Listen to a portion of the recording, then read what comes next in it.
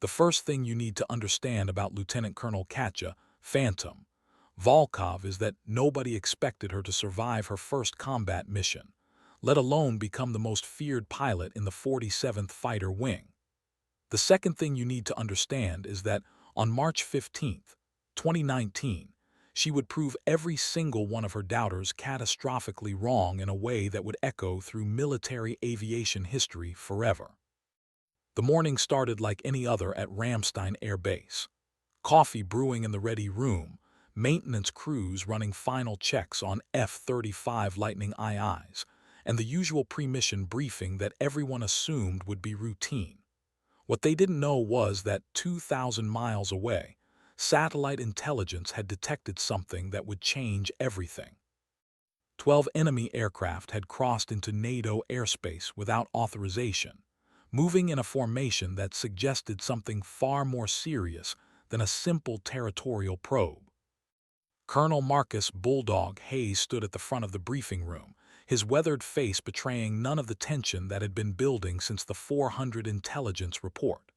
"Ladies and gentlemen," he began, his voice cutting through the morning chatter like a blade, "we have a situation developing over the Baltic Sea." The room fell silent. Every pilot knew that tone. It meant the games were over. The satellite imagery displayed on the main screen showed a formation of aircraft that made even the most seasoned veterans shift uncomfortably in their seats. Advanced fighters, moving with purpose, heading directly toward a major shipping lane that carried 40% of Northern Europe's oil supply. The implications were staggering, but what caught everyone's attention wasn't the threat itself.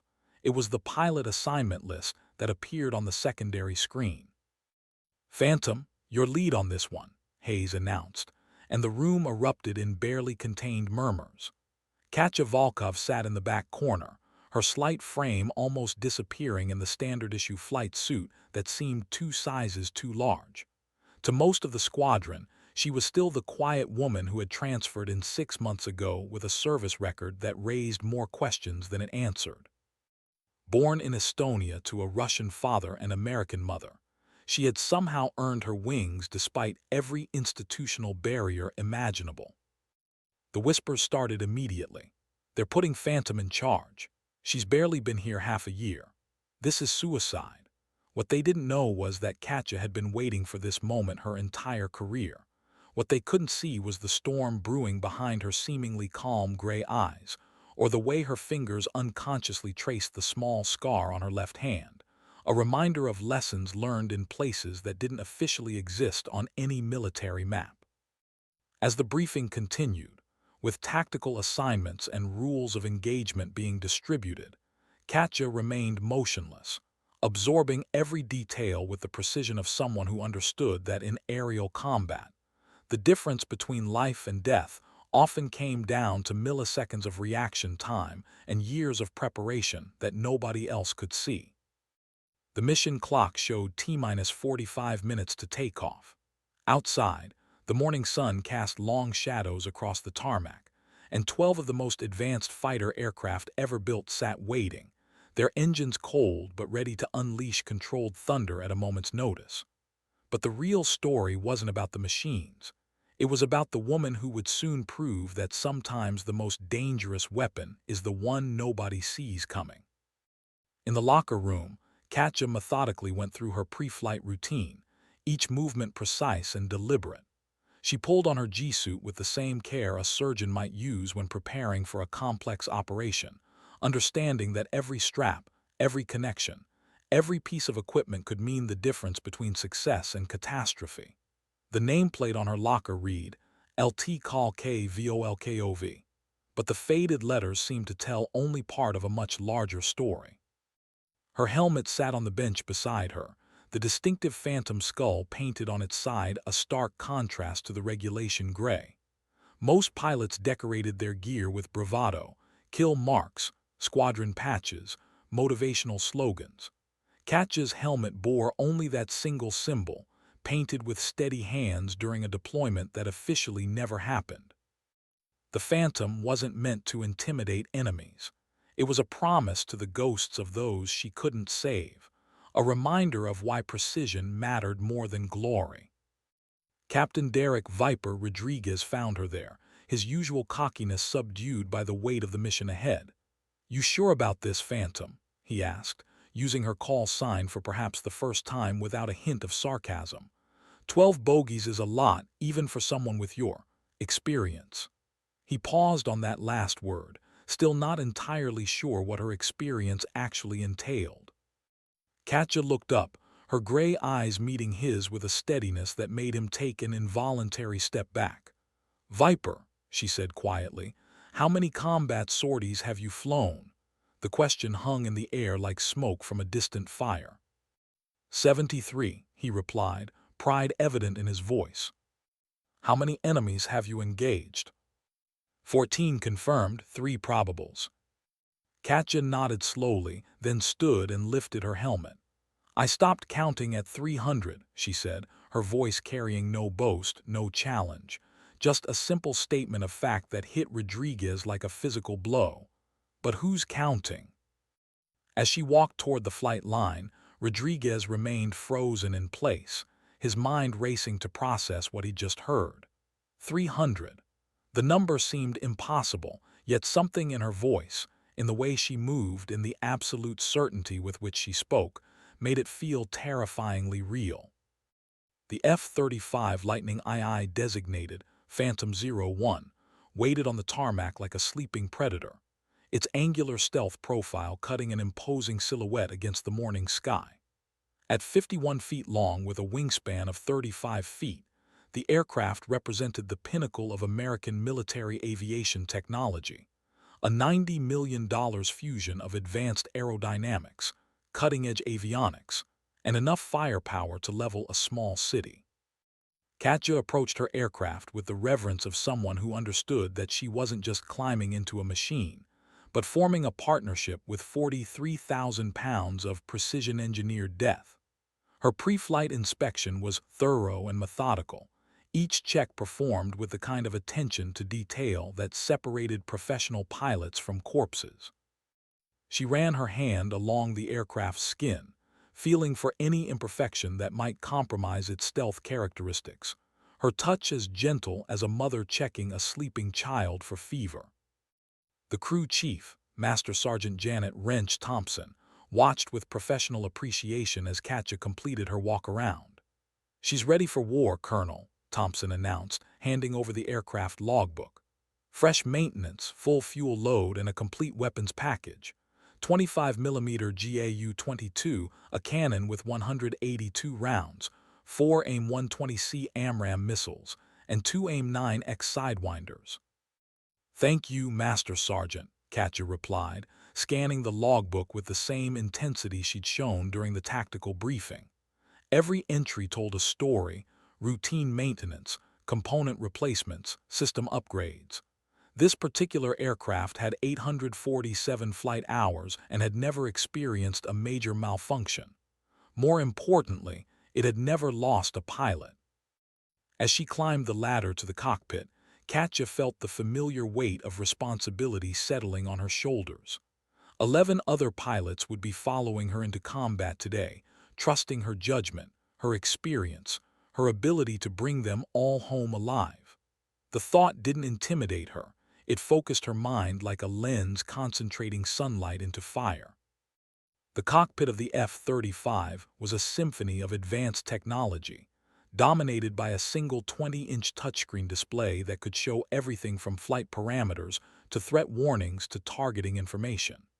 As Katja strapped herself in, her hands moved across the controls with muscle memory, earned through thousands of hours in similar cockpits, each switch and button as familiar as the keys of a piano to a concert virtuoso. "Phantom 01 to tower," she spoke into her microphone, her voice steady and professional. "Request permission to start engines." "Phantom 01 tower. You are cleared to start engines. Weather is clear, winds 270 at 8 knots, visibility unlimited." The Pratt & Whitney F-135 engine spooled up with a rising whine that spoke of barely contained power, 43,000 pounds of thrust waiting to be unleashed. Around the flight line, 11 other F-35s were going through the same startup sequence, their pilots running through final systems checks and weapons verification procedures. But inside Phantom 01, something different was happening. Katja wasn't just preparing to fly, she was becoming one with the machine, her consciousness expanding to encompass every sensor, every system, every capability of the most advanced fighter aircraft ever built. This wasn't her first rodeo, and the enemies waiting over the Baltic Sea were about to discover exactly what that meant. Phantom Flight, this is Phantom 01, Katja transmitted on the squadron frequency. Systems check complete, weapons hot, ready for departure. One by one, the other pilots reported ready, their voices carrying varying degrees of confidence. Captain Rodriguez sounded professional but tense. Lieutenant Sarah Chen's transmission was crisp and precise. Major James Tank Williams projected his usual unshakable calm. But underlying all their voices was a question none of them wanted to ask aloud. Was their new flight leader really ready for what they were about to face? The answer to that question lay buried in a classified file that only 3 people at Ramstein had clearance to read. It told the story of a pilot who had flown missions in places that officially didn't exist, against enemies who were never supposed to be there, using tactics that pushed the boundaries of both physics and international law. It described a woman who had learned to hunt in skis where a single mistake meant not just death, but the kind of death that left no body to recover and no story to tell. As Phantom Flight taxied toward the runway, Katja allowed herself one brief moment to remember. She thought of her father, Mikkel, a former Soviet pilot who had defected to Estonia during the final days of the Cold War. She thought of her mother, Patricia, an Air Force maintenance officer who had taught her that aircraft were more than machines. They were partners, each with their own personality and quirks. And she thought of the promise she had made to herself after her first combat mission, when she had watched a friend die because someone else's arrogance had put them in an impossible situation. "Tower, this is Phantom 01, she transmitted. "Flight of 12 ready for departure." "Phantom 01 Tower, you are cleared for takeoff. Contact departure control on 124.7. Good hunting." The runway stretched ahead like a pathway to destiny, 11,500 feet of concrete that would launch them into a confrontation that would either validate years of training and sacrifice, or expose the fatal flaws in assumptions that nobody had wanted to challenge. As her F-35 accelerated down the runway, Katja felt the familiar surge of acceleration pressing her back into her seat. At 180 knots, she pulled back on the stick, and Phantom 01 leaped into the sky with the eager grace of a bird of prey. Behind her, 11 other fighters followed in perfect formation, their pilots trusting her to lead them into battle and bring them safely home. What none of them knew was that in approximately 37 minutes, Lieutenant Colonel Katja, Phantom, Volkov would engage in 5 minutes of aerial combat that would redefine everything they thought they knew about air-to-air warfare.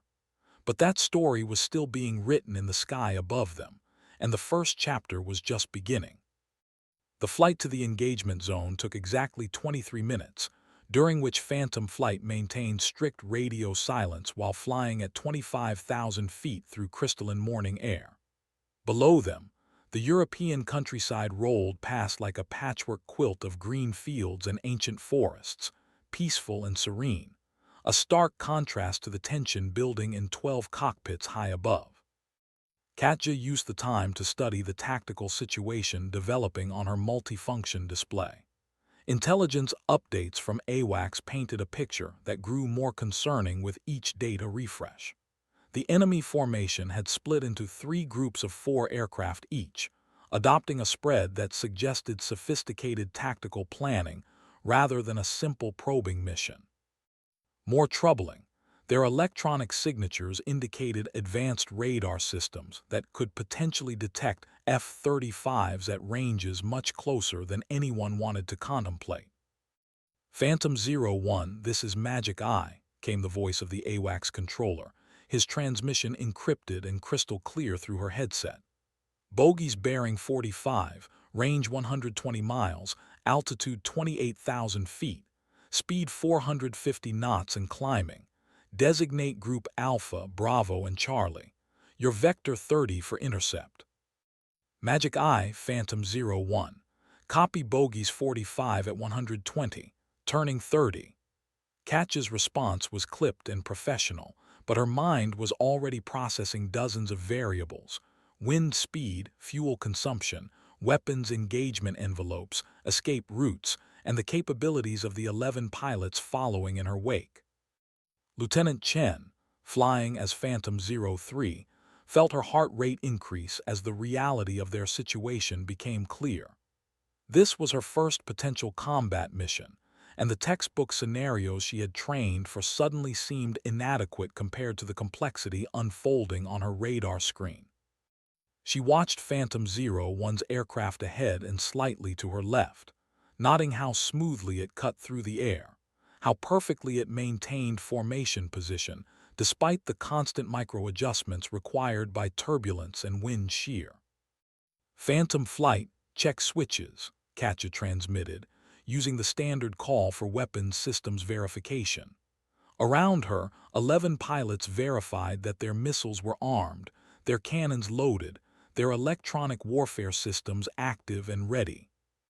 Phantom 02, switches good, Captain Rodriguez reported, his earlier doubts forgotten in the professional focus required for combat operations. Phantom 03, systems green, Lieutenant Chen added, surprised by how steady her own voice sounded.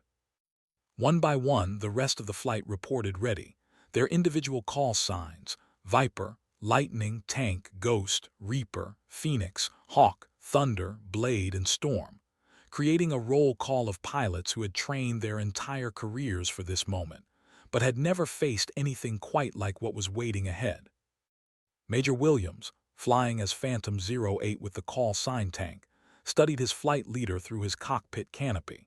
He had 20 years of flying experience and had served in 3 combat theaters, but something about Phantom's absolute calm was both reassuring and unsettling.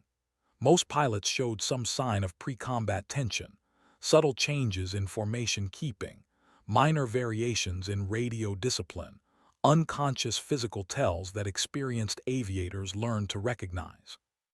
Phantom showed none of these. She flew as if this were a routine training mission, her aircraft maintaining perfect position with mechanical precision.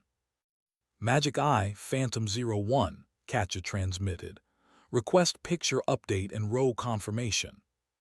Phantom 01, Magic Eye.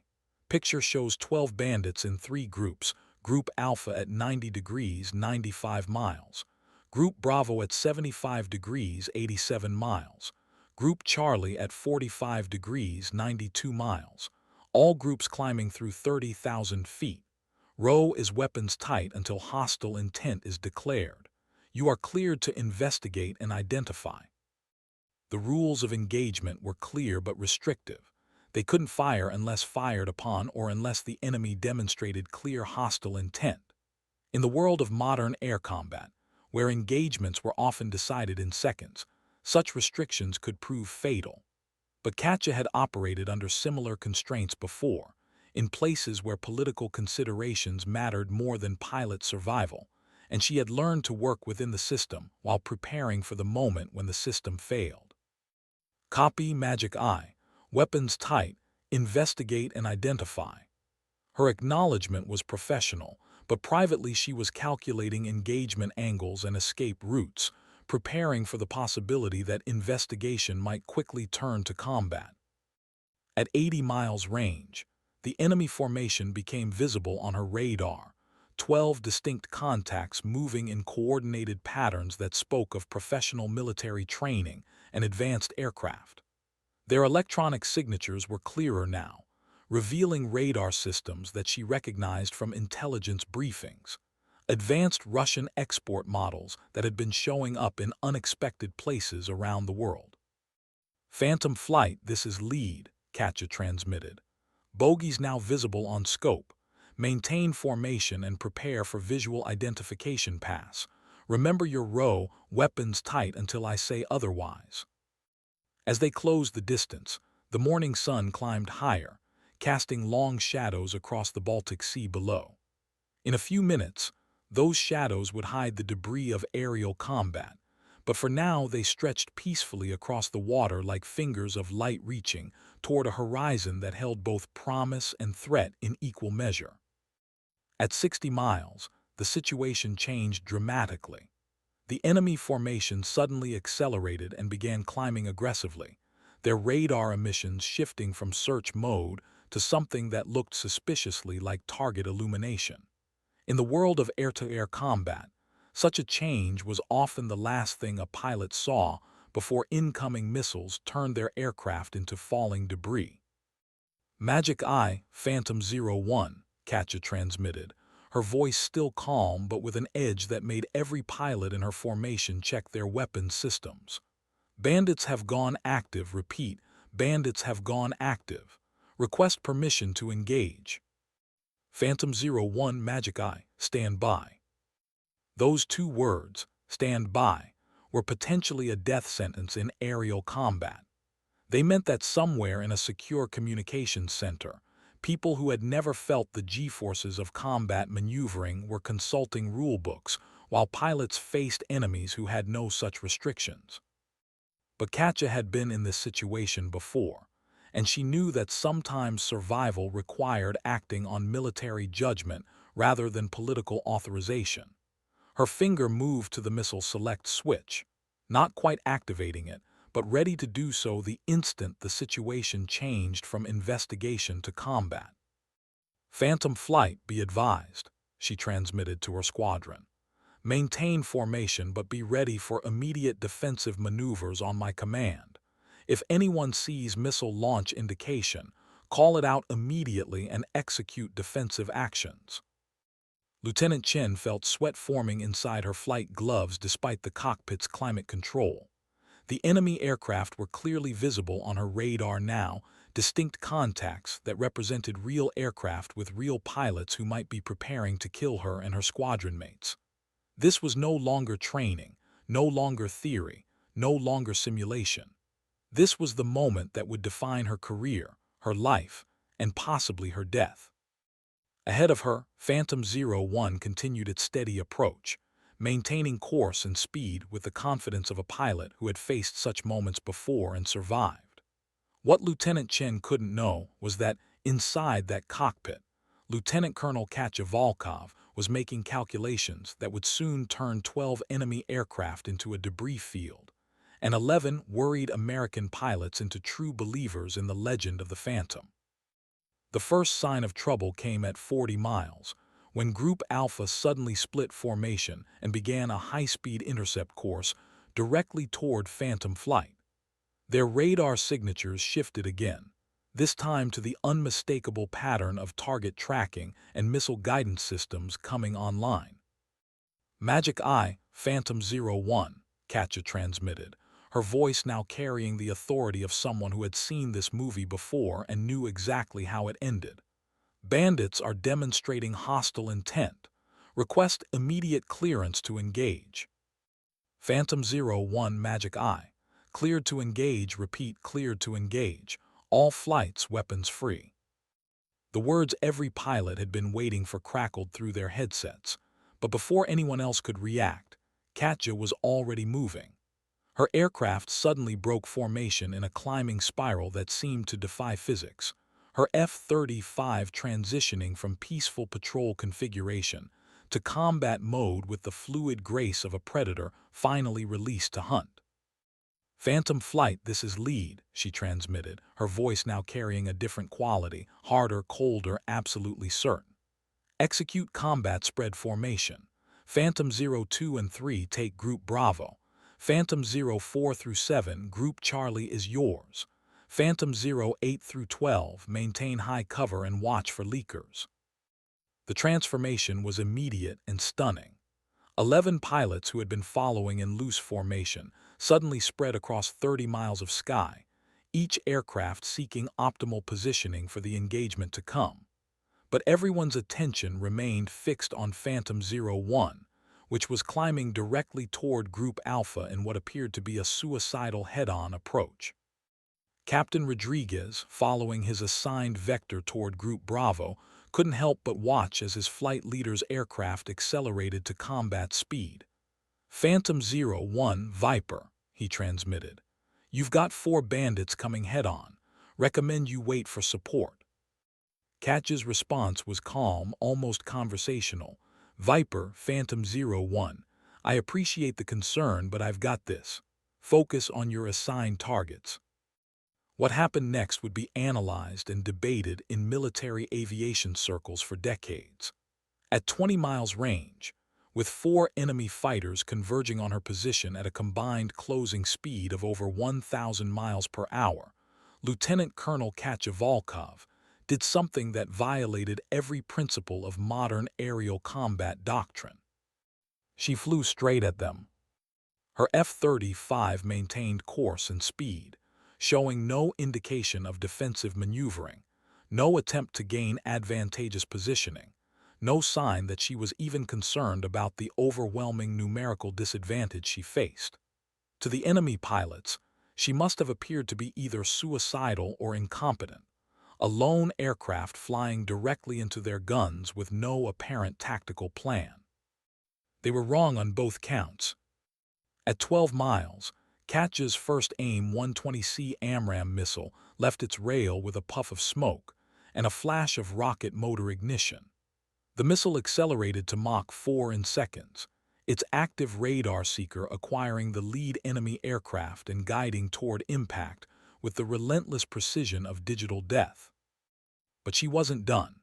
Even as the first missile was in flight, her aircraft rolled inverted and pulled into a vertical dive that pushed her G-suit to its limits. The maneuver was so sudden, so violent, that it fooled both enemy pilots and her own squadron mates. 1 second she was flying straight and level. The next she was diving toward the earth at speeds that threatened to tear her aircraft apart. The enemy formation tried to follow, their pilots making the classic mistake of assuming they understood their opponent's tactical plan. They didn't realize that what they were witnessing wasn't desperation, it was precision. Katja's second missile fired from her inverted dive position, targeting an aircraft that had turned to follow her maneuver. The geometry was impossible. The shot angle defied conventional weapons employment doctrine, yet the AMRAAM found its target with the same deadly accuracy as the first. 2 explosions lit the morning sky in rapid succession. 2 enemy aircraft became falling debris. 2 pilots who had awakened that morning expecting routine patrol duty discovered too late that they had encountered someone who played by different rules entirely. But 8 enemy aircraft remained, and the real battle was just beginning. As Katja pulled out of her dive and began climbing back toward the remaining threats, her radio crackled with transmissions from pilots who were beginning to understand that they weren't just following a flight leader. They were watching an artist at work, and the canvas was the sky itself. The tactical situation was evolving at light speed.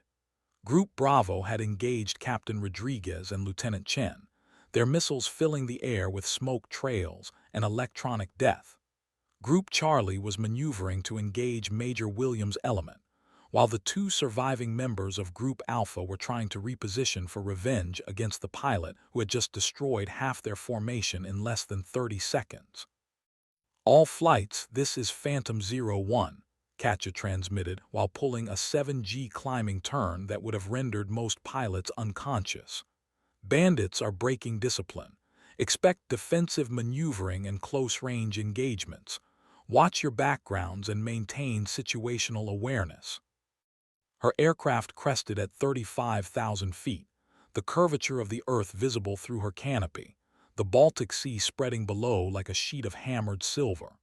From this vantage point, she could see the entire engagement developing, friendly and enemy aircraft maneuvering in 3 dimensions, missiles in flight, electronic warfare systems painting the sky with invisible energy that her sensors translated into tactical information. This was the moment she had trained for her entire career, the culmination of thousands of hours of study, practice, and hard-won experience. Every lesson learned in previous combats, every tactical innovation discovered through trial and error, every instinct honed by survival, it all came together in a synthesis of skill and intuition that transformed her from pilot to predator. The two remaining aircraft from Group Alpha were climbing toward her, their pilots undoubtedly communicating in rapid bursts of radio traffic as they coordinated their attack. They were flying advanced aircraft with sophisticated weapon systems, and they had the advantage of numbers. In any textbook analysis, they should have been able to overwhelm a single F-35, regardless of pilot skill. They had never encountered Katya Volkov. As they approached weapons range, she did something that violated every principle of modern air combat doctrine for the second time in 2 minutes. Instead of using her technological advantage to engage at beyond visual range, she closed to within 5 miles and initiated a turning fight, the kind of close-range dogfight that military strategists had declared obsolete in the era of long-range missiles and stealth aircraft. Her F-35 rolled into a knife-edge bank and began a descending spiral that defied both physics and common sense. The enemy aircraft followed, their pilots confident that they could outmaneuver a single opponent in close combat. They were experienced aviators flying proven aircraft, and the mathematics of the engagement seemed to favor them. What they didn't understand was that Katya wasn't fighting them according to mathematics. She was fighting them according to principles that she had learned in places where survival depended not on superior technology, but on superior understanding of how fear, confusion, and overconfidence could be weaponized just as effectively as missiles and cannon fire. The first enemy pilot made the mistake of trying to outturn her in the vertical plane, pulling his aircraft into a climbing spiral that bled energy and reduced his maneuverability. Katya waited until his aircraft reached the apex of its climb, the moment when physics demanded that he either level off or stall, then fired her third AMRAAM at a range so close that the missile barely had time to arm before impact. The explosion was close enough that her aircraft shook from the blast wave, close enough that debris from the enemy fighter peppered her canopy like hail. But she was already maneuvering for the final aircraft, her F-35 rolling into a split-S maneuver that would have been suicidal in any other circumstances. The last member of Group Alpha tried desperately to follow, his pilot undoubtedly realizing that he was facing someone who operated by rules he had never encountered. But desperation made him sloppy, and sloppiness in aerial combat was invariably fatal. Katya's final AMRAAM missile fired at a range of 3 miles, the shot angle impossible, the target solution defying conventional weapons employment parameters. Yet the missile guided true, its warhead detonating with mathematical precision to remove the last threat from Group Alpha and leave the sky clear for her to assess the broader tactical situation. In less than 4 minutes, she had engaged and destroyed 4 enemy aircraft using tactics that no instructor had ever taught and no manual had ever described. But the engagement was far from over, and her squadron mates were discovering that survival in aerial combat required more than just advanced training and superior technology. The radio traffic was intense now, multiple conversations overlapping as pilots called out missile launches, maneuvered to avoid threats, and tried to maintain situational awareness in the three-dimensional chess game of modern air combat. Through it all, Katya's voice remained calm and professional, providing tactical updates and coordination, as if she were directing a training exercise rather than a life-and-death engagement. Phantom 02, bandit on your 6, break right and dive, she transmitted while simultaneously analyzing the positions of Groups Bravo and Charlie on her tactical display. Phantom 07, you have a clean shot on the bandit at your 2 o'clock, range 8 miles. All flights be advised, bandits are carrying advanced electronic warfare systems. Expect jamming and false targets. Her ability to maintain overall tactical awareness while engaging in individual combat was something that her squadron mates had never witnessed before. Most pilots became tunnel vision during combat, focusing solely on their immediate threats and losing track of the bigger picture. But Katja seemed to exist in a state of expanded consciousness that allowed her to fight her own battles while simultaneously orchestrating the entire engagement. Lieutenant Chen, engaged in her first real combat with a member of Group Bravo, found herself in serious trouble.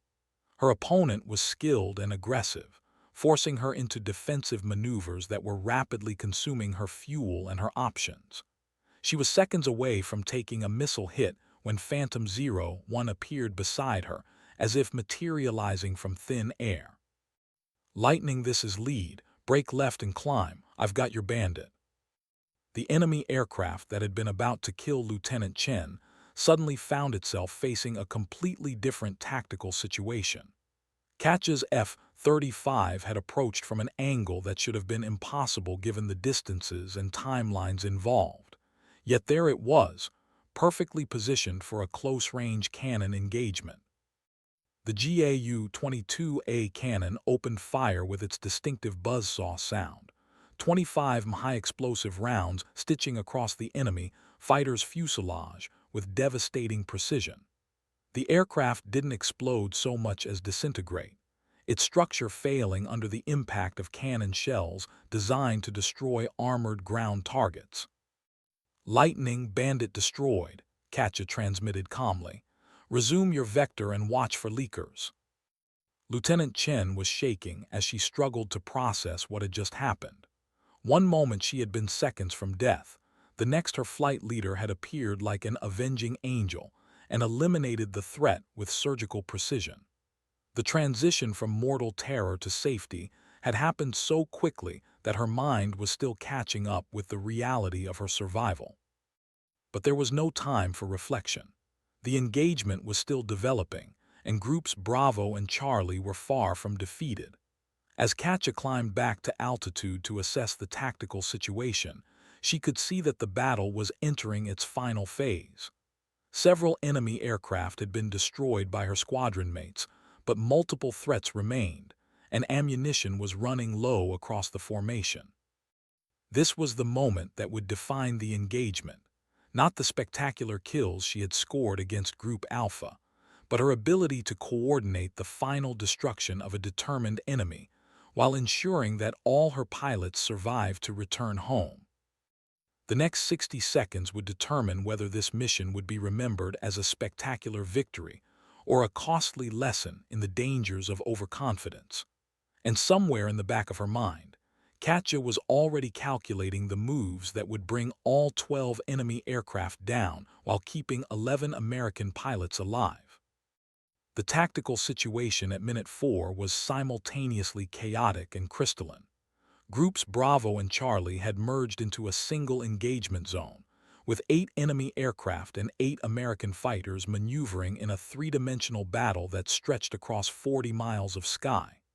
Missiles had been fired, some had found their targets, others had missed or been defeated by electronic countermeasures. The mathematics of the engagement were becoming stark.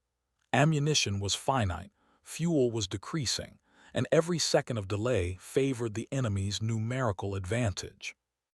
Major Williams, call sign Tank, found himself in a vertical scissors maneuver with an enemy fighter whose pilot clearly understood advanced air combat maneuvering. Both aircraft were climbing and diving in opposite spirals, each trying to gain the positional advantage that would allow a killing shot. It was exactly the kind of prolonged engagement that consumed fuel and ammunition while producing no tactical result. "Tank, this is lead," came Katja's voice through his headset. "Extend east for 15 seconds, then come back with altitude advantage." The instruction seemed counterintuitive. Extending would give his opponent time to reposition. But Major Williams had been flying long enough to recognize tactical genius when he heard it. He rolled his F-35 into a high-speed dive toward the east, breaking off the engagement just as his opponent was gaining the advantage. The enemy pilot, naturally assuming he had gained superiority, began climbing to press his attack. It was exactly what Katja had predicted, and exactly what she needed to complete the tactical solution she was developing. Phantom 04, this is lead. Target bearing 275 degrees, range 12 miles, climbing through 25,000 feet. You have a clean shot. Captain Lisa Reaper Martinez, flying as Phantom 04, acquired the target immediately. Her AIM-120C missile fired at maximum effective range, guiding toward an enemy aircraft whose pilot was so focused on pursuing tank that he never saw the threat approaching from his blind spot. The explosion removed another threat from the tactical equation, but more importantly, it demonstrated to the remaining enemy pilots that they weren't just fighting individual American aircraft. They were fighting a coordinated force, led by someone who could see the entire battle and manipulate it like pieces on a chess board. Two enemy aircraft from the former group, Charlie, attempted to disengage, accelerating toward the east in what appeared to be a retreat. But Katja recognized the maneuver as a tactical repositioning, designed to extend range and re-enter the fight with energy advantage. She couldn't allow them to escape and return at a time of their choosing. Phantom 11 and 12, this is lead. Vector 90, Angels 30. Your targets are extending east at high speed. Cut them off and engage. Lieutenants Marcus, Thunder, Johnson, and Kelly, Storm, Davis were the youngest pilots in the formation, both flying their first potential combat mission. But their training was solid, and their aircraft were perfectly positioned for the intercept. They accelerated to combat power and began climbing toward the fleeing enemy aircraft. Lead Thunder, Lieutenant Johnson transmitted.